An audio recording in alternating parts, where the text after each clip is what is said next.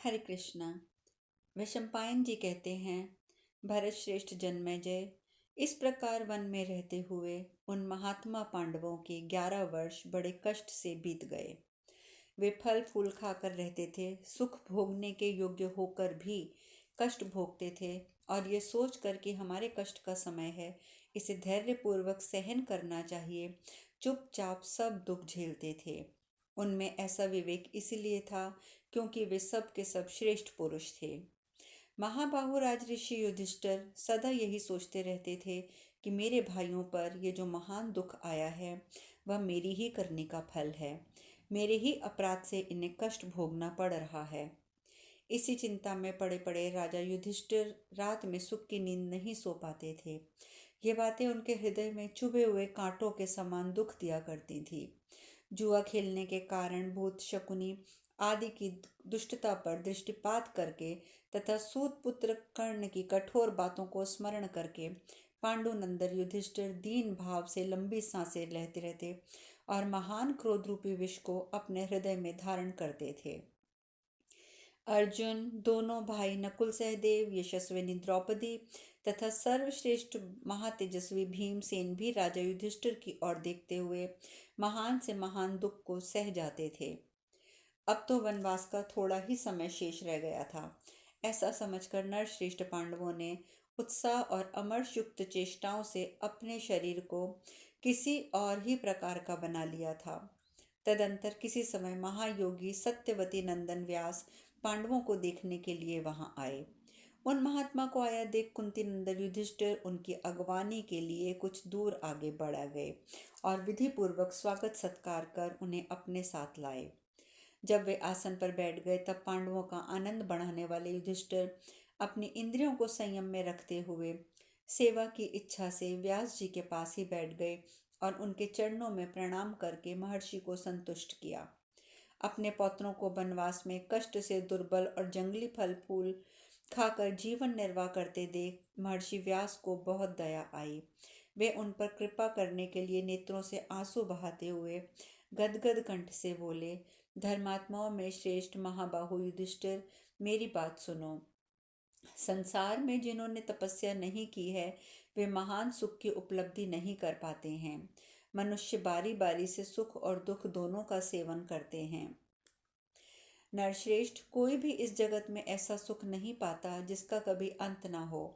उत्तम बुद्धि से युक्त ज्ञानवान पुरुष की ही उत्पत्ति, स्थिति और लय के अधिष्ठान रूप परमात्मा को जानकर कभी हर्ष और शोक नहीं करता है। अतः विवेकी पुरुष को उचित है कि प्राप्त हुए सुख का त्याग पूर्वक सेवन करे और स्वतः आए हुए दुख भार का भी धैर्य पूर्वक वहन करे। जैसे किसान बीज बोकर समय के अनुसार प्रारब्धवश जितना अन्न मिलता है उसे ग्रहण करता है, उसी प्रकार मनुष्य समय समय पर दैववश प्राप्त हुए सुख और दुख को स्वीकार करे। भारत, तप से बढ़कर दूसरा कोई साधन नहीं है। तप से मनुष्य महत्पद परमात्मा को प्राप्त कर लेता है। तुम इस बात को अच्छी तरह जान लो कि तपस्या से कुछ भी असाध्य नहीं है। महाराज, सत्य, सरलता, क्रोध का अभाव, देवता और अतिथियों को अन्न देकर आदि ग्रहण करना, इंद्रिय संयम, मनोनिग्रह, दूसरों के दोष ना देखना, हिंसा ना करना, बाहर भीतर की पवित्रता रखना तथा संपूर्ण इंद्रियों को काबू में रखना, ये महात्मा पुरुषों के सद्गुण सबको पवित्र करने वाले हैं। जो लोग अधर्म में रुचि रखने वाले हैं वे मूढ़ मानव पशु पक्षी आदि जो लोग अधर्म में रुचि रखने वाले हैं वे मूढ़ मानव पशु पक्षी आदि तिर्यक योनियों में जन्म ग्रहण करते हैं। उन कष्टदायक योनियों में पड़कर वे कभी सुख नहीं पाते हैं। इस लोक में जो कर्म किया जाता है उसका फल परलोक में भोगना पड़ता है। इसीलिए अपने शरीर को तप और नियमों के पालन में लगाओ। राजन, समय पर यदि कोई अतिथि आ जाए तो क्रोध रहित और प्रसन्नचित्त होकर अपनी शक्ति के अनुसार उसे दान दें और विधिवत पूजन करके उसे प्रणाम करें। सत्यवादी मनुष्य दीर्घ आयु, क्लेश शून्यता तथा सरलता प्राप्त करता है। जो क्रोध नहीं करता है और जो दूसरों के दोष नहीं देखता है उसे परमानंद की प्राप्ति होती है। जो सदा अपनी इंद्रियों को संयम में रखकर मन का निग्रह करता है, उसे कभी क्लेश का सामना नहीं करना पड़ता। जिसने अपने मन को वश में कर लिया है, वह दूसरों की संपत्ति को देखकर संतप्त नहीं होता है। जो देवताओं और अतिथियों को उनका भाग समर्पित करता है, वह भोग सामग्री से संपन्न होता है। दान करने वाले मनुष्य सुखी नहीं होते। दान करने वाला मनुष्य सदा सुखी होता है, और जो किसी प्राणी की हिंसा नहीं करता, उसे उत्तम आरोग्य की प्राप्ति होती है। जो माननीय पुरुषों का सम्मान करता है, वह महान कुल में जन्म पाता है। जितेंद्रिय पुरुष कभी दुर्व्यसनों में नहीं फंसता है। उसे इस लोक और परलोक में भी अत्यंत सुख की प्राप्ति होती है। जिसकी बुद्धि शुभ में ही आसक्त होती है, वह मनुष्य मृत्यु को प्राप्त होने पर उस शुभ के संयोग से कल्याण बुद्धि होकर ही उत्पन्न होता है। व्यास जी की बातें सुन युधिष्ठिर महाराज ने पूछा, भगवान महामुने, दान धर्म एवं तपस्या, इसमें से किसका फल परलोक में अधिक माना गया है, और इन दोनों में कौन दुष्कर बताया गया है? व्यास जी ने कहा, तात, दान से बढ़कर दुष्कर कार्य इस पृथ्वी पर कोई दूसरा नहीं है। लोगों को धन का लोभ अधिक होता है। धन मिलता भी बड़े कष्ट से है। महामते, कितने ही साहसी मनुष्य रत्नों के लिए अपने प्राणों का मोह छोड़कर समुद्र में गोते लगाते हैं और धन के लिए घोर जंगलों में भटकते फिरते हैं। कुछ मनुष्य कृषि तथा गौ रक्षा को अपनी जीविका का साधन बनाते हैं। कुछ लोग धन की इच्छा से नौकरी करने के लिए दूर निकल जाते हैं।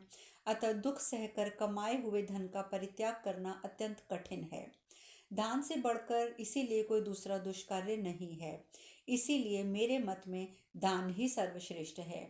यहाँ विशेष बात यह जाननी चाहिए कि मनुष्य न्याय से कमाए गए धन को उत्तम देश, काल और पात्र का विचार करते हुए सिर्फ श्रेष्ठ पुरुषों को ही दे। अन्याय से प्राप्त किए हुए धन के द्वारा जो दान धर्म किया जाता है, वह कर्ता की महान भय से रक्षा नहीं कर पाता है। युधिष्ठिर, यदि विशुद्ध मन से उत्पन्न समय पर सत्पात्र को थोड़ा सा भी दान दिया गया हो, तो वह परलोक में अनंत फल देने वाला माना जा गया है। इस विषय में जानकार लोग इस पुराने इतिहास का उदाहरण दिया करते हैं कि मुद्गल ऋषि ने एक द्रोण धान का दान करके महान फल प्राप्त किया था। इस प्रकार श्री महाभारत वन पर्व के अंतर्गत विद्रोह द्रोणिक पर्व में दान की दुष्करता का प्रतिपादन विषयक 259वां अध्याय पूर्ण हुआ। युधिष्ठिर महाराज ने पुनः पूछा, भगवान, महात्मा मुद्गल ने एक द्रोण दान कैसे और किस विधि से किया, और वह दान किसको किया गया था? मैं ये जानना चाहता हूँ। मनुष्यों के धर्म को प्रत्यक्ष देखने और जानने वाले भगवान जिसके कर्मों से संतुष्ट होते हैं, उसी श्रेष्ठ धर्मात्मा पुरुष का जन्म सफल होता है, ऐसा मैं मानता हूँ। यह सुनकर व्यास जी बोले, राजन, कुरुक्षेत्र में मुद्गल नामक एक ऋषि रहते थे। वे बड़े धर्मात्मा और जितेंद्रिय थे। शील तथा उच्छ्वर वृत्ति से वे जीविका चलाते थे और सदा सत्य बोलते और किसी की भी निंदा नहीं करते थे। उन्होंने अतिथियों की सेवा का व्रत ले रखा था। वे बड़े धर्मनिष्ठ और तपस्वी थे और कापोती वृत्ति का आश्रय ले आवश्यकता के अनुपूर थोड़े से ही अन्न का संग्रह करते थे। वे मुनि ऋषि स्त्री और पुत्र में के साथ रहकर 15 दिन में जैसे कबूतर दाने चुगता है, उसी प्रकार चुनकर एक द्रोण धान का संग्रह कर पाते थे और उसके द्वारा इष्टिकृत नामक यज्ञ का अनुष्ठान करते थे। इस प्रकार परिवार सहित उन्हें 15 दिन पर भोजन प्राप्त होता था। उनके मन में किसी के प्रति कोई ईर्ष्या भाव नहीं था। वे प्रत्येक पक्ष में दर्श और पौर्णमास यज्ञ करते हुए देवताओं और अतिथियों को उनका भाग अर्पित करके शेष अन्न से जीवन यापन करते थे। महाराज, प्रत्येक पर्व पर तीनों लोकों के स्वामी साक्षात इंद्र देवताओं सहित पधार कर उनके यज्ञ में भाग ग्रहण करते थे। मुद्गल ऋषि मुनिवृत्ति के में रहते हुए पर्व कालोचित कर्म दर्श और पौर्णमास यज्ञ करके हर्षोल्लास पूर्ण हृदय से अतिथियों को भोजन देते थे। ईर्ष्या से रहित महात्मा मुद्गल एक द्रोण धान से तैयार किए हुए अन्नों से जब जब दान करते थे तब तब देने से बचा हुआ अन्न मुद्गल के द्वारा दूसरे अतिथियों का दर्शन करने से बढ़ जाया करता था। इस प्रकार उनमें सैकड़ों मनीषी ब्राह्मण एक साथ भोजन कर लेते थे। मुद्गल मुनि के विशुद्ध त्याग से प्रभाव से वह अन्न निश्चय ही बढ़ जाता था। राजन, एक दिन दिगंबर वेश में भ्रमण करने वाले महर्षि दुर्वासा ने उत्तम व्रत का पालन करने वाले श्री धर्मिष्ठ महात्मा मुद्गल का नाम सुना। उनके व्रत की ख्याति सुनकर वे वहां आ पहुंचे। पांडुनंदन, दुर्वासा मुनि पागलों की तरह अटपटा वेश धारण किए, मुंड मुड़ाए और नाना प्रकार के कटु वचन बोलते हुए आश्रम में पधारे। महर्षि मुद्गल के पास पहुंचकर मुनि श्रेष्ठ दुर्वासा ने कहा, विप्रवर, तुम्हें ये मालूम होना चाहिए कि मैं भोजन की इच्छा से यहाँ आया हूँ। मुद्गल ने कहा, महर्षि, आपका स्वागत है। ऐसा कहकर उन्होंने पाद्य, उत्तम अर्घ्य और आचमनीय आदि पूजन की सामग्री भेंट की। तत्पश्चात उन व्रतधारी अतिथि सेवी महर्षि मुद्गल ने बड़ी श्रद्धा के साथ उन्मत्त वेशधारी भूखे तपस्वी दुर्वासा को भोजन अर्पित किया। वह अन्न बड़ा स्वादिष्ट था। वे उन्मत्त मुनि भूखे तो थे ही, परोसी हुई सारी रसोई खा गए। तब महर्षि मुद्गल ने उन्हें और भोजन दिया। इस तरह सारा भोजन उदरस्त करके दुर्वासा जी ने जूठन लेकर अपने सारे अंगों में लपेट ली और फिर जैसे आए थे वैसे चल दिए। इस प्रकार दूसरा पर्वकाल आने पर दुर्वासा ऋषि ने पुनः आकर उच्च वृत्ति से जीवन निर्वाह करने वाले महर्षि महात्मा मुद्गल के यहाँ का सारा अन्न खा लिया। मुनि निराहार रहकर पुनः अन्न के दाने बीनने लगे। भूख का कष्ट उनके मन में विकार उत्पन्न करने में समर्थ न हो सका। स्त्री पुत्र सहित अन्न के दाने चुगते हुए विप्रवर मुद्गल के हृदय में क्रोध, द्वेष, घबराहट और अपमान प्रवेश नहीं कर सके। इस प्रकार उच्च धर्म का पालन करने वाले मुनिश्रेष्ठ मुद्गल के घर पर महर्षि दुर्वासा उनका धैर्य छुड़ाने का दृढ़ निश्चय करके लगातार 6 बार ठीक पर्व के समय उपस्थित हुए, किंतु उन्होंने अपने मन में कभी कोई विकार नहीं देखा। शुद्ध अंतःकरण वाले महर्षि मुद्गल के मन को दुर्वासा के ने सदा शुद्ध और निर्मल ही पाया। तब वे प्रसन्न होकर मुद्गल से बोले, ब्राह्मण, इस संसार में ईर्ष्या से रहित होकर दान देने वाला मनुष्य तुम्हारे जैसा और कोई दूसरा नहीं है। भूख बड़े बड़े लोगों को, धर्मज्ञों को विलुप्त, धर्म ज्ञान तक को विलुप्त कर देती है, धैर्य हर लेती है तथा रस का अनुसरण करने वाली रसना सदा रसीले पदार्थों की ओर मनुष्य को खींचती रहती है। भोजन से ही प्राणों की रक्षा होती है। चंचल मन को रोकना अत्यंत कठिन होता है। मन और इंद्रियों की एकाग्रता को ही निश्चित रूप से तप कहा गया है। परिश्रम से उपार्जित किए हुए धन का शुद्ध हृदय से दान करना अत्यंत दुष्कर है, परंतु श्रेष्ठ पुरुष, तुमने यह सब कुछ बहुत यथार्थ रूप से सिद्ध कर लिया है। तुमसे मिलकर हम बहुत प्रसन्न हैं और अपने ऊपर तुम्हारा अनुग्रह मानते हैं। इंद्रिय संयम, धैर्य, समविभाग, शम, दम, दया, सत्य और धर्म, ये सभी गुण तुम में पूर्ण रूप से विद्यमान हैं। तुम्हारे जैसा पवित्र अंतःकरण वाला कोई दूसरा नहीं है। तुमने अपने शुभ कर्मों से सभी लोगों को जीत लिया है और परम पद को प्राप्त कर लिया है।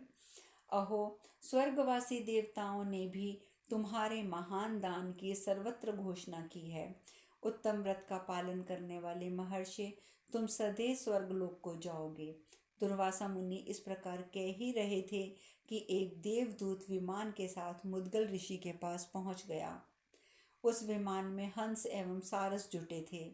शुद्र घंटिकाओं की जाली से उसे सुसज्जित किया गया था। उससे दिव्य सुगंध फैल रही थी। वह विमान देखने में बड़ा विचित्र और इच्छा अनुसार चलने वाला था। देवदूत ने ब्रह्म ऋषि मुद्गल से कहा, मुने, यह विमान आपके शुभ कर्मों से प्राप्त हुआ है। इस पर बैठिए, आप परम सिद्धि प्राप्त कर चुके हैं। देवदूत के ऐसा कहने पर महर्षि मुद्गल ने उससे कहा, देवदूत, मैं तुम्हारे मुख से स्वर्गवासियों का गुण सुनना चाहता हूँ। वहाँ रहने वालों में कौन कौन से गुण होते हैं, कैसी तपस्या होती है, उनका निश्चित विचार कैसे होता है, स्वर्ग में क्या सुख है और वहाँ क्या दोष हैं। प्रभु, सत्पुरुषों में 7 पग एक साथ चलने से ही मित्रता हो जाती है, ऐसा कुलीन सत्पुरुषों का कथन है। मैं उसी मैत्री को सामने रखकर तुमसे उपयुक्त प्रश्न पूछ रहा हूँ। इसके उत्तर में जो सत्य एवं हितकर बात हो उसे बिना किसी हिचकिचाहट के कहो। तुम्हारी बातें सुनकर उसी के द्वारा मैं अपने कर्तव्य का निश्चय करूँगा। इस प्रकार श्री महाभारत वन पर्व के अंतर्गत विहित द्रोण पर्व में मुद्गल उपाख्यान संबंधित 260वां अध्याय पूर्ण हुआ। अब शेष कथा कल। हरे कृष्णा, हरे कृष्णा, हरे कृष्णा।